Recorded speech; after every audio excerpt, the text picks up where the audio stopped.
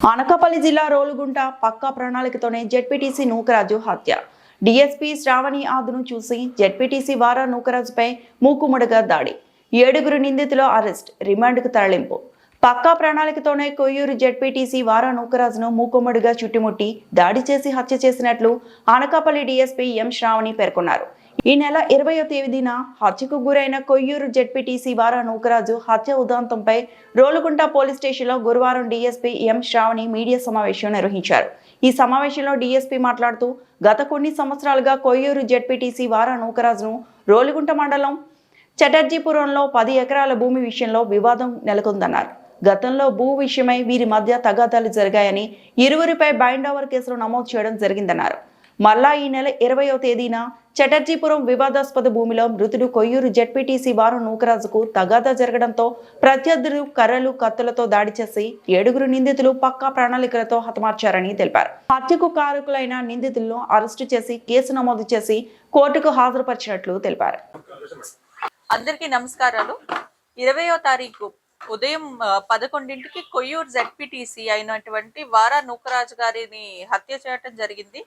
ఆయన భూమి 10.83 ఎకర్స్ రోళ్ళగుంటలో ఉంది, సర్వే నెంబర్ 139లో.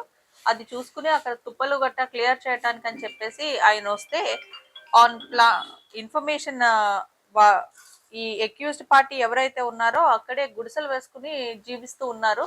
వాళ్ళు మంచి సమయం కోసం చూశారు. ఎప్పుడైతే ఈయన వెళ్ళారో ఈయన మీద కత్తులతో అండ్ కర్రలతో దాడి చేసి ఈయన్ని చంపటం అనేది జరిగింది.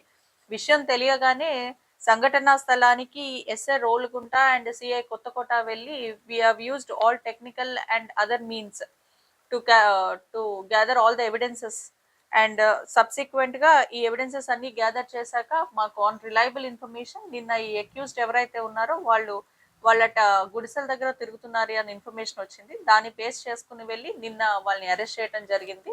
దీంట్లో టోటల్ గా 7 అక్యూజ్ ని అరెస్ట్ చేయడం జరిగింది. వీళ్ళంతా అక్కడే గుడిసెలు వేసుకుని ఉండటం, వీళ్ళకి వారా నూకరాజు గారికి ప్రీవియస్ గానే ఈ ల్యాండ్ కి సంబంధించి కొన్ని డిస్ప్యూట్స్ ఉండటం జరిగింది.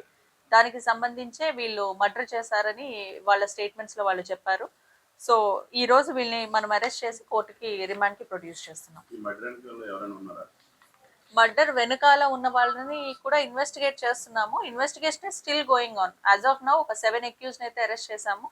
ఇది కంప్లీట్లీ ఎస్పీ గారు నేను మానిటర్ చేస్తున్నాము ఇన్వెస్టిగేషన్ కి సంబంధించి. సో ఎవరైనా వెనకున్నా సరే if you get information in investigation మేము వాళ్ళని కూడా అరెస్ట్ చేయడం జరుగుతుంది. అది కూడా we are investigating into it. ఇప్పుడు మనము ఏదైనా సరే ఇన్వెస్టిగేషన్ చేయకుండా చెప్పలేము. సో మా ఇన్వెస్టిగేషన్ ప్రకారం if he is also there then we will take even him into custody.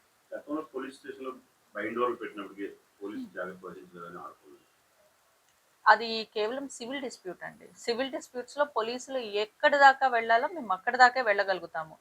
మేము ఆయనకి చాలాసార్లు చెప్పడం జరిగింది. దీనికి మించి మా ఎండ్ నుంచి ఏమన్నా సహాయం కావాలి అంటే ఆయన కంపల్సరీ కోర్టు నుంచి తెచ్చుకోవాలి అని చెప్పాం. ఆయన మా నుంచి ఏంటి అంటే పోలీస్ ప్రొటెక్షన్ అడగటం జరిగింది. పోలీస్ ప్రొటెక్షన్ సివిల్ ఇష్యూస్లో పోలీసులు ఇవ్వలేం. ఈ విషయం అనేది నేను చాలాసార్లు చాలా ప్రెస్ మీట్స్లో కూడా చెప్పాను. మా మెన్ కానీ ఆఫీసర్స్ కానీ we are no way getting involved in civil issues.